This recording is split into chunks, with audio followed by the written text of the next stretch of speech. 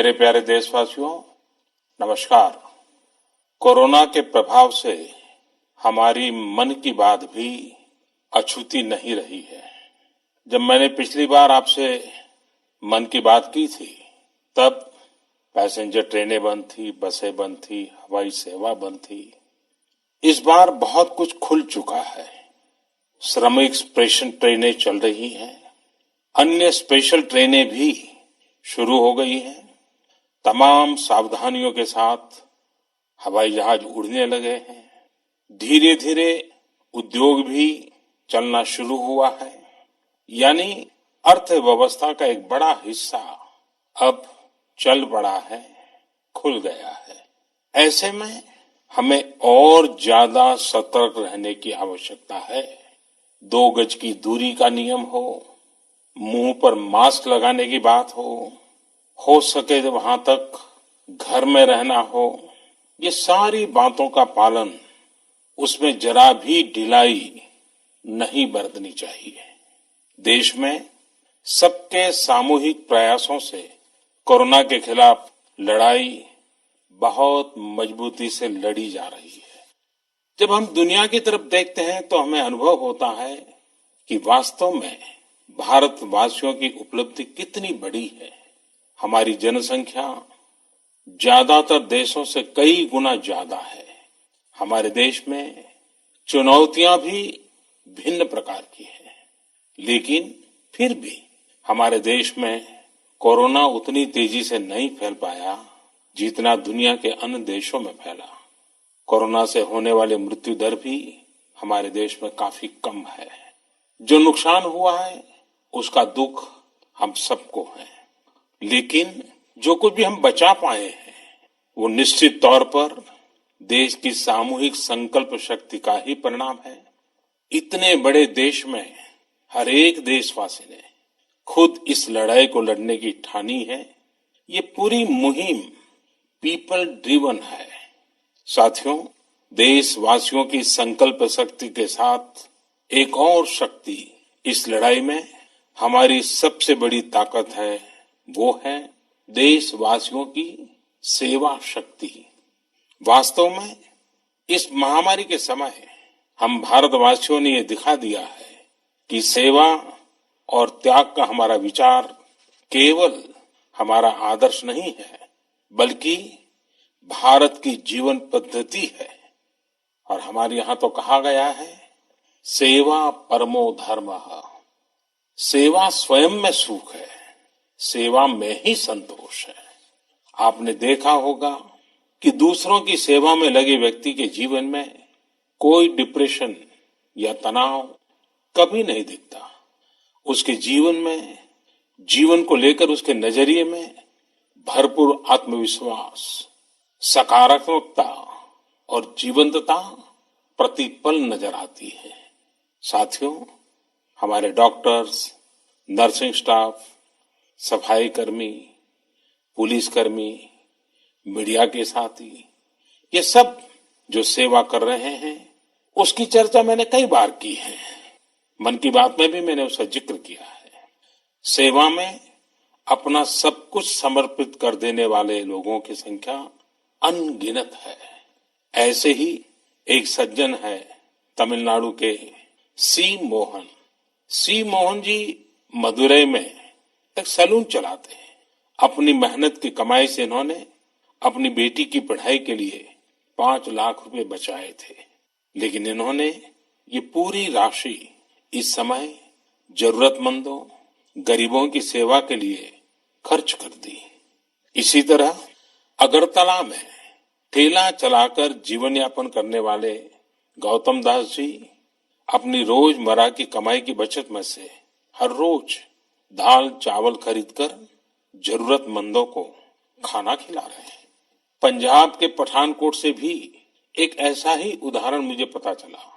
यहाँ दिव्यांग भाई राजू ने दूसरों की मदद से जोड़ी गई छोटी सी पूंजी से 3000 से अधिक मास्क बनवाकर लोगों में बांटे। भाई राजू ने इस मुश्किल समय में करीब 100 परिवारों के लिए खाने का राशन भी जुटाया। देश के सभी इलाकों से विमेन सेल्फ हेल्प ग्रुप के परिश्रम की भी अनगिनत कहानियां इन दिनों हमारे सामने आ रही है। गांवों में, छोटे कस्बों में हमारी बहनें, बेटियां हर दिन हजारों की संख्या में मास्क बना रही हैं। तमाम सामाजिक संस्थाएं भी इस काम में इनका सहयोग कर रही हैं। साथियों, ऐसे कितने ही उदाहरण हर दिन दिखाई और सुनाई पड़ रहे हैं। कितने ही लोग खुद भी मुझे नमो ऐप और अन्य माध्यमों के जरिए अपने प्रयासों के बारे में बता रहे हैं। कई बार समय की कमी के चलते मैं बहुत से लोगों का, बहुत से संगठनों का, बहुत सी संस्थाओं का नाम नहीं ले पाता हूं। सेवा भाव से लोगों की मदद कर रहे ऐसे सभी लोगों की मैं प्रशंसा करता हूं, उनका आदर करता हूं, उनका तहे दिल से अभिनंदन करता हूं।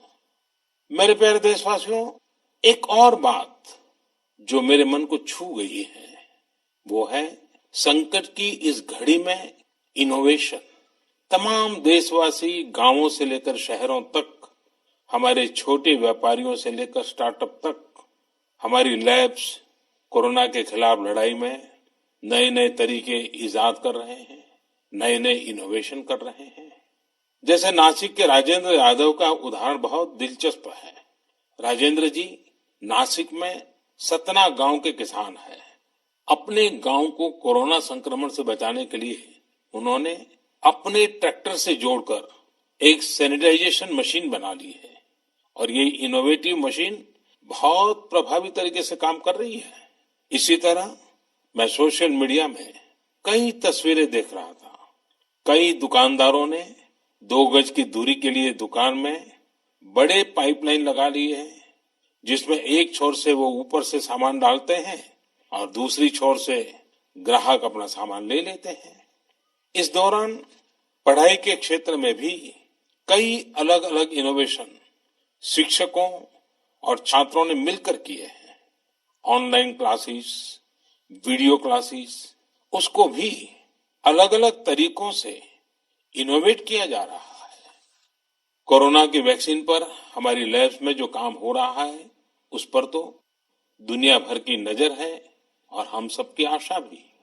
किसी भी परिस्थिति को बदलने के लिए इच्छा शक्ति के साथ ही बहुत कुछ इनोवेशन पर भी निर्भर करता है।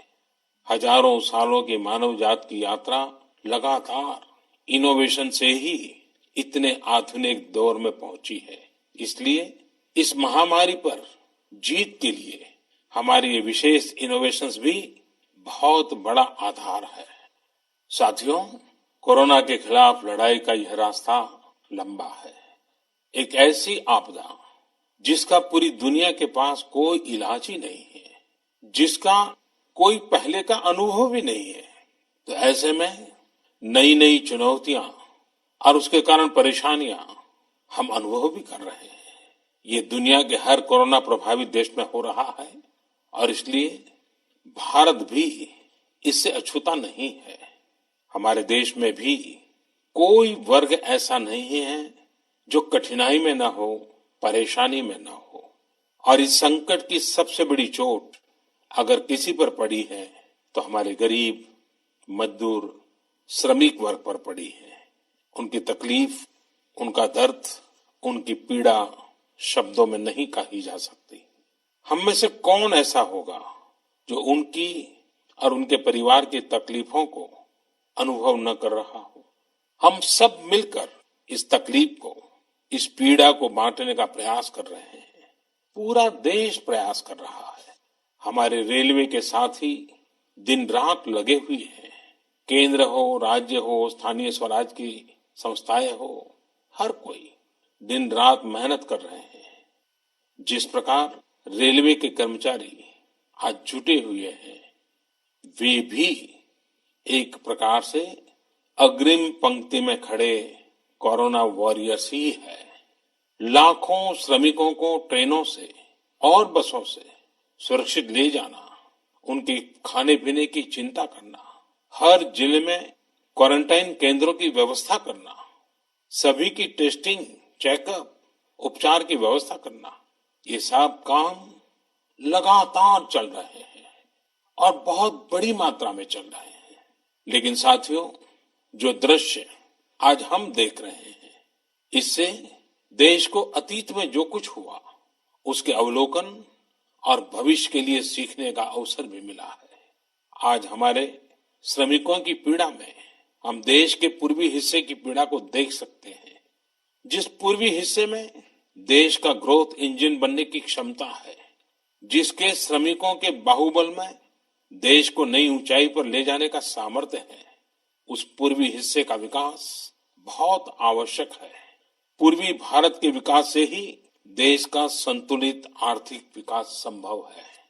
देश ने जब मुझे सेवा का अवसर दिया, तभी से हमने पूर्वी भारत के विकास को प्राथमिकता दी है। मुझे संतोष है कि बीते वर्षों में इस दिशा में बहुत कुछ हुआ है और अब प्रवासी मजदूरों को देखते हुए बहुत कुछ नए कदम उठाना भी आवश्यक हो गया है और हम लगातार उस दिशा में आगे बढ़ रहे हैं। जैसे कहीं श्रमिकों की स्किल मैपिंग का काम हो रहा है, कहीं स्टार्टअप्स इस काम में जुटे हैं, कहीं माइग्रेशन कमीशन बनाने की बात हो रही है। इसके अलावा केंद्र सरकार ने अभी जो फैसले लिए हैं, उससे भी गांवों में रोजगार, स्वरोजगार, लघु उद्योगों से जुड़ी विशाल संभावनाएं खुली हैं। ये फैसले इन स्थितियों के समाधान के लिए हैं, आत्मनिर्भर भारत के लिए हैं। अगर हमारे गांव आत्मनिर्भर होते, हमारे कस्बे, हमारे जिले, हमारे राज्य आत्मनिर्भर होते, तो अनेक समस्याओं ने वो रूप नहीं लिया होता जिस रूप में वो आज हमारे सामने खड़ी है। लेकिन अंधेरे से रोशनी की ओर बढ़ना मानव स्वभाव है। तमाम चुनौतियों के बीच मुझे खुशी है कि आत्मनिर्भर भारत पर आज देश में व्यापक मंथन शुरू हुआ है। लोगों ने अब इसे अपना अभियान बनाना शुरू किया है। इस मिशन का नेतृत्व देशवासी अपने हाथ में ले रहे हैं। बहुत से लोगों ने तो ये भी बताया है कि उन्होंने जो जो सामान उनके इलाके में बनाए जाते हैं, उनकी एक पूरी लिस्ट बना ली है। ये लोग अब इन लोकल प्रोडक्ट्स को ही खरीद रहे हैं और वोकल फॉर लोकल को प्रमोट भी कर रहे हैं। मेक इन इंडिया को बढ़ावा मिले, इसके लिए सब कोई अपना अपना संकल्प जता रहा है। बिहार के हमारे एक साथी श्रीमान हिमांशु ने मुझे नमो ऐप पर लिखा है कि वो एक ऐसा दिन देखना चाहते हैं जब भारत विदेश से आने वाले आयात को कम से कम कर दे, चाहे पेट्रोल, डीजल, ईंधन का आयात हो, इलेक्ट्रॉनिक आइटम्स का आयात हो, यूरिया का आयात हो या फिर खाद्य तेल का आयात हो। मैं उनकी भावनाओं को समझता हूं। हमारे देश में कितनी ही ऐसी चीजें बाहर से आती हैं जिन पर हमारे ईमानदार टैक्स पेयर्स का पैसा खर्च होता है, जिनका विकल्प हम आसानी से भारत में तैयार कर सकते हैं। असम के सुदीप ने मुझे लिखा है कि वो महिलाओं के बनाए हुए लोकल बैम्बू प्रोडक्ट्स का व्यापार करते हैं और उन्होंने तय किया है कि आने वाले 2 वर्ष में वे अपने बैम्बू प्रोडक्ट को एक ग्लोबल ब्रांड बनाएंगे। मुझे पूरा भरोसा है आत्मनिर्भर भारत अभियान इस दशक में देश को नई ऊंचाई पर ले जाएगा। मेरे प्यारे देशवासियों, कोरोना संकट के इस दौर में मेरी विश्व के अनेक नेताओं से बातचीत हुई है, लेकिन मैं एक सीक्रेट जरूर आज बताना चाहूंगा। विश्व के अनेक नेताओं की जब बातचीत होती है तो मैंने देखा इन दिनों उनकी बहुत ज्यादा दिलचस्पी योग और आयुर्वेद के संबंध में होती है। कुछ नेताओं ने मुझसे पूछा कि कोरोना के इस काल में ये योग और आयुर्वेद कैसे मदद कर सकते हैं। साथियों, अंतर्राष्ट्रीय योग दिवस जल्द ही आने वाला है। योग जैसे जैसे लोगों के जीवन से जुड़ रहा है, लोगों में अपने स्वास्थ्य को लेकर जागरूकता भी लगातार बढ़ रही है। अभी कोरोना संकट के दौरान भी ये देखा जा रहा है कि हॉलीवुड से हरिद्वार तक घर में रहते हुए लोग योग पर बहुत गंभीरता से ध्यान दे रहे हैं। हर जगह लोगों ने योग और उसके साथ साथ आयुर्वेद के बारे में और ज्यादा जानना चाहा है। उसे अपनाना चाहा है। कितने ही लोग जिन्होंने कभी योग नहीं किया, वे भी या तो ऑनलाइन योग क्लास से जुड़ गए हैं या फिर ऑनलाइन वीडियो के माध्यम से भी योग सीख रहे हैं। सही में योग कम्युनिटी, इम्यूनिटी और यूनिटी सबके लिए अच्छा है। साथियों, कोरोना संकट के इस समय में योग आज इसलिए भी ज्यादा अहम है क्योंकि ये वायरस हमारे रेस्पिरेटरी सिस्टम को सबसे अधिक प्रभावित करता है। योग में तो रेस्पिरेटरी सिस्टम को मजबूत करने वाले कई तरह के प्राणायाम है, जिनका असर हम लंबे समय से देखते आ रहे हैं। ये टाइम टेस्टेड टेक्निक्स हैं, जिसका अपना अलग महत्व है। कपालभाति और अनुलोम विलोम प्राणायाम से अधिकतर लोग परिचित होंगे, लेकिन भस्त्रिका, शीतली, भ्रामरी जैसे कई प्राणायाम के प्रकार है, जिसके अनेक लाभ भी है। वैसे आपके जीवन में योग को बढ़ाने के लिए आयुष मंत्रालय ने भी इस बार एक अनोखा प्रयोग किया है। आयुष मंत्रालय ने माई लाइफ माई योग नाम से अंतर्राष्ट्रीय वीडियो ब्लॉग उसकी प्रतियोगिता शुरू की है। भारत ही नहीं, पूरी दुनिया के लोग इस प्रतियोगिता में हिस्सा ले सकते हैं। इसमें हिस्सा लेने के लिए आपको अपना 3 मिनट का एक वीडियो बना करके अपलोड करना होगा। इस वीडियो में आप जो योग या आसन करते हुए वो करते हुए दिखाना है और योग से आपके जीवन में जो बदलाव आया है उसके बारे में भी बताना है। मेरा आपसे अनुरोध है, आप सभी इस प्रतियोगिता में अवश्य भाग लें और इस नए तरीके से अंतर्राष्ट्रीय योग दिवस में आप हिस्सेदार बनिए। साथियों, हमारे देश में करोड़ों करोड़ गरीब दशकों से एक बहुत बड़ी चिंता में रहते आए हैं। अगर बीमार पड़ गए तो क्या होगा? अपना इलाज कराएं या फिर परिवार के लिए रोटी की चिंता करें? इस तकलीफ को समझते हुए, इस चिंता को दूर करने के लिए ही करीब 1.5 साल पहले आयुष्मान भारत योजना शुरू की गई थी। कुछ ही दिन पहले आयुष्मान भारत के लाभार्थियों की संख्या 1 करोड़ के पार हो गई है। 1 करोड़ से ज्यादा मरीज मतलब देश के 1 करोड़ से अधिक परिवारों की सेवा हुई है। 1 करोड़ से ज्यादा मरीज का मतलब क्या होता है मालूम है? 1 करोड़ से ज्यादा मरीज मतलब नॉर्वे जैसा देश, सिंगापुर जैसा देश, उसकी जो टोटल जनसंख्या है उससे 2 गुना लोगों को मुफ्त में इलाज दिया गया है।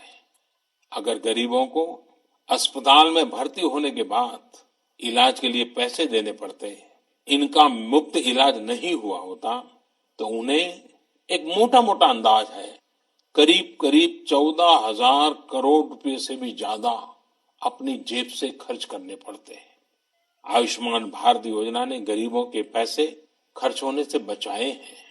मैं आयुष्मान भारत के सभी लाभार्थियों के साथ साथ मरीजों का उपचार करने वाले सभी डॉक्टरों, नर्सेज और मेडिकल स्टाफ को भी बधाई देता हूं। आयुष्मान भारत योजना के साथ एक बहुत बड़ी विशेषता पोर्टेबिलिटी की सुविधा भी है। पोर्टेबिलिटी ने देश को एकता के रंग में रंगने में भी मदद की है। यानी बिहार का कोई गरीब अगर चाहे तो उसे कर्नाटका में भी वही सुविधा मिलेगी जो उसे अपने राज्य में मिलती। इसी तरह महाराष्ट्र का कोई गरीब चाहे तो उसे इलाज की वही सुविधा तमिलनाडु में मिलती।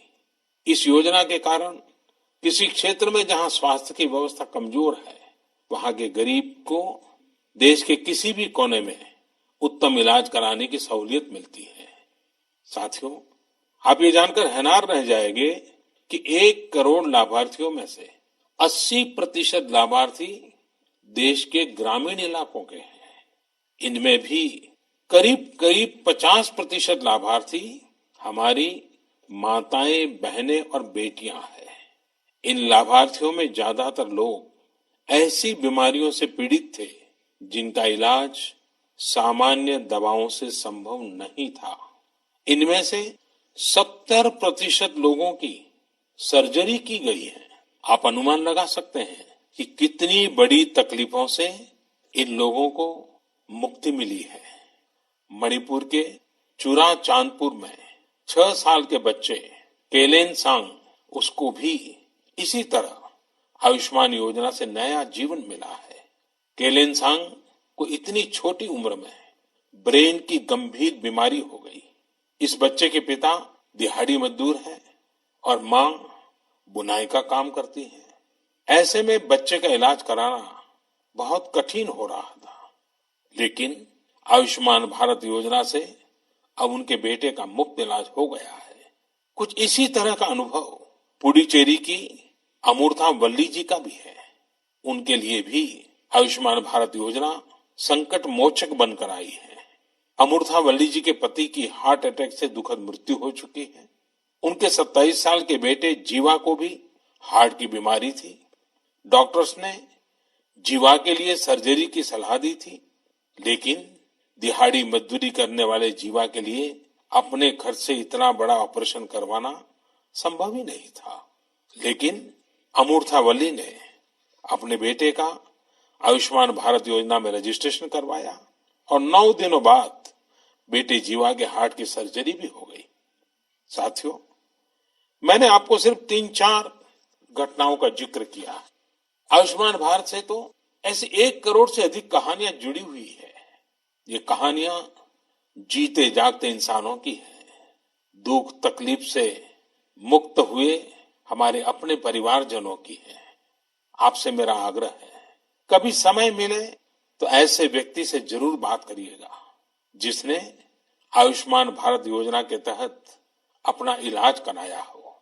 आप देखेंगे कि जब एक गरीब बीमारी से बाहर आता है तो उसमें गरीबी से लड़ने की भी ताकत नजर आने लगी है।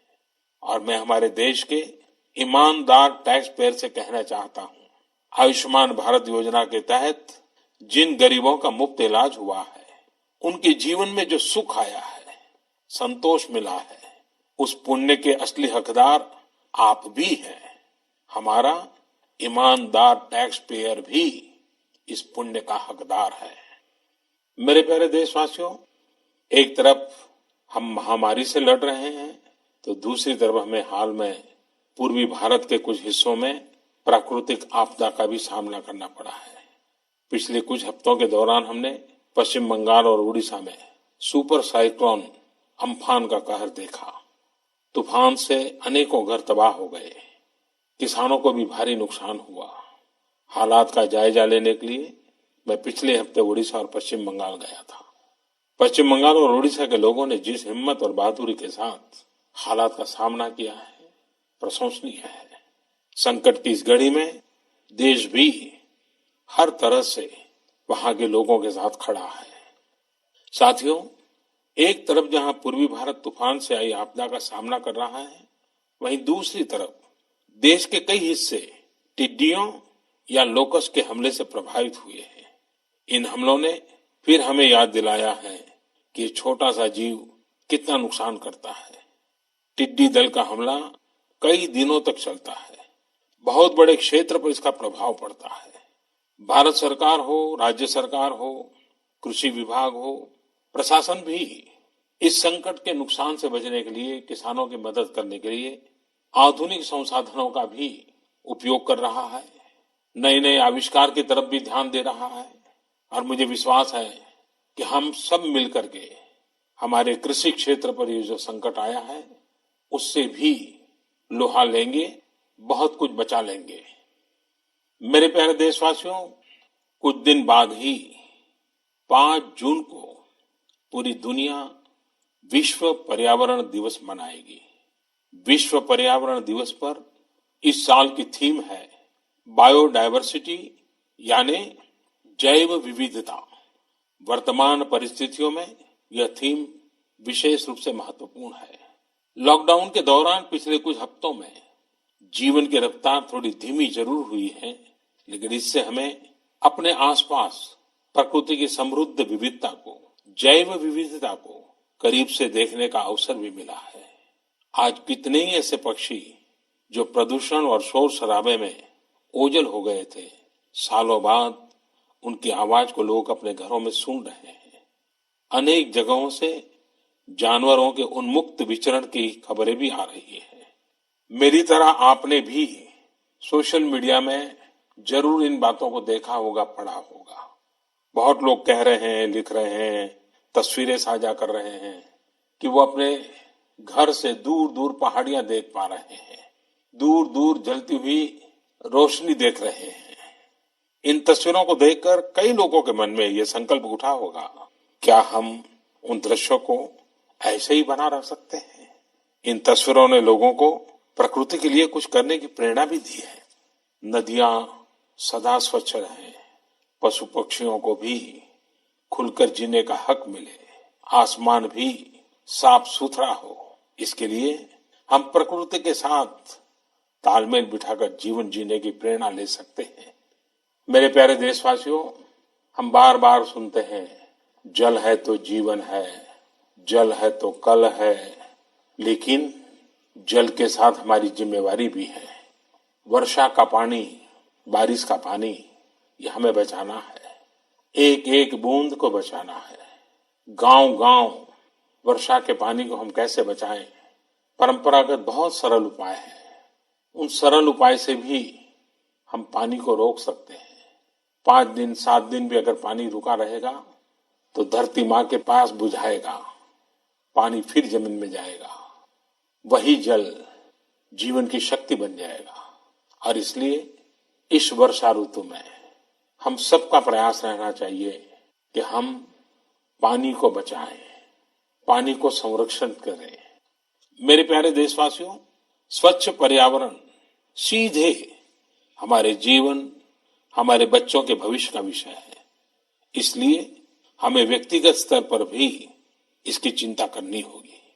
मेरा आपसे अनुरोध है कि इस पर्यावरण दिवस पर कुछ पेड़ अवश्य लगाएं और प्रकृति की सेवा के लिए कुछ ऐसा संकल्प अवश्य लें जिससे प्रकृति के साथ आपका हर दिन का रिश्ता बना रहे। हाँ, गर्मी बढ़ रही है, इसलिए पक्षियों के लिए पानी का इंतजाम करना मत भूलिएगा।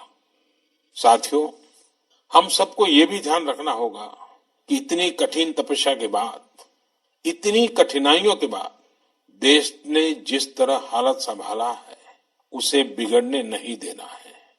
हमें इस लड़ाई को कमजोर नहीं होने देना है। हम लापरवाह हो जाएं, सावधानी छोड़ दें, ये कोई विकल्प नहीं है।